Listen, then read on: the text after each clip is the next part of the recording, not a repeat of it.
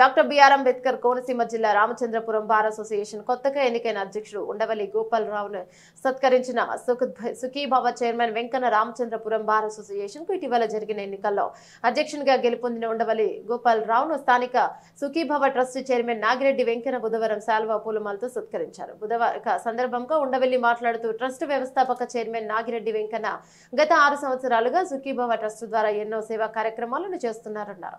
నిత్యాన్నదానం, ప్రతి నెల వైద్య శిబిరంను మందులు ఉచితంగా పంపిణీ చేస్తున్నారన్నారు.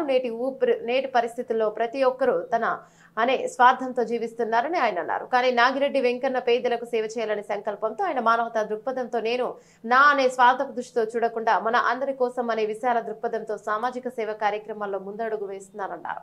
అలాగే ఆయన వ్యాపారం అభివృద్ధి చెందాలని ఆకాంక్షించారు. ఈ సందర్భంగా ప్రశంసించారు. ట్రస్ట్ కు మానవతా దృక్పథంతో తాను కూడా తన వంతు సహాయ సహకారాలు అందజేస్తానని తెలిపారు. అధ్యక్షులు ఉండవల్లి గోపాలరావు హామీనిచ్చారు. కార్యక్రమంలో యాండ్ర బుల్లబ్బులు, నేదురి శశగిరి, మాదాసు శ్రీనివాసరావు, మారెల్ల రజని, దండబోయిన త్రిమూర్తులు, కె మహి తదితరులు పాల్గొన్నారు.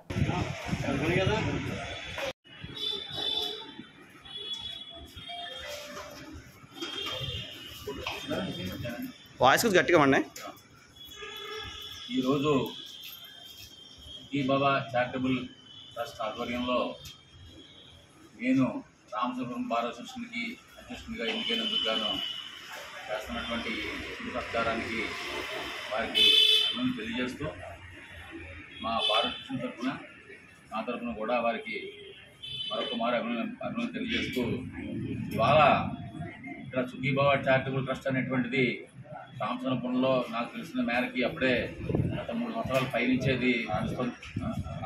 గత 6 సంవత్సరాల నుంచి ఇక్కడ రన్ చేయడం జరుగుతోంది.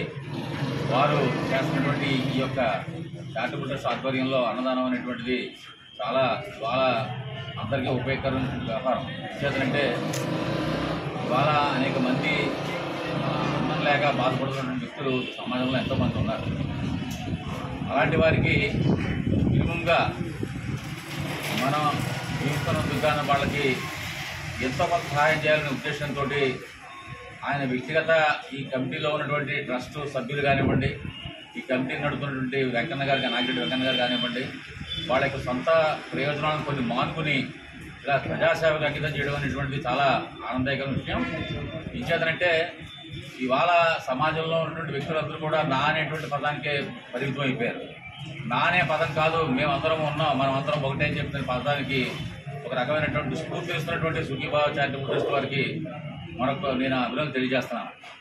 ఏం చేతనంటే ఈ రోజున ఇక్కడ రామచంద్రపురంలో ఉన్నటువంటి చాలామంది పేదరికంలో అనుభవిస్తున్నటువంటి చుట్టుపక్కల ప్రాంతాల వారు కానివ్వండి, లేదు ఏదైనా ప్రయాణాల మీద సాగిస్తూ వెళ్తున్నటువంటి వ్యక్తులు కానివ్వండి, ఆర్థికంగా డబ్బులు పెట్టుకోలేక ప్రయాణాలు చేస్తూ తిండికి తేగలిగినటువంటి వాళ్ళు కానివ్వండి, వాళ్ళందరినీ కూడా ఈ సుఖీభవ ట్రస్ట్ ఆధ్వర్యంలో చేస్తున్నటువంటి ఈ కార్యక్రమానికి వారు అంకితమయ్యారు.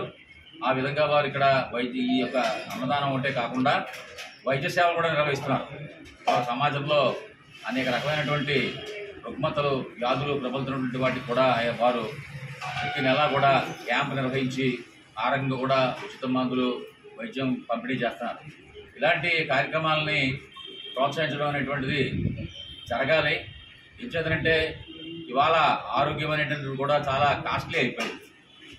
ఈ రోజున చాలా వైద్యం చేయించుకోవడానికి అనేక రకాలైనటువంటి బాధలు పడుతున్నారు.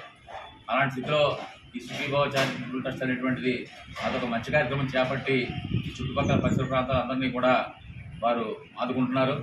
ఇలాంటి కార్యక్రమాలు మరింత భారీ ఎత్తున చేస్తూ వారు ఈ చేస్తున్నటువంటి కార్యక్రమాన్ని మరింత అభివృద్ధి పదంలోకి తీసుకెళ్లాలని చెప్పని నేను మనసావాచా కోరుకుంటున్నాను.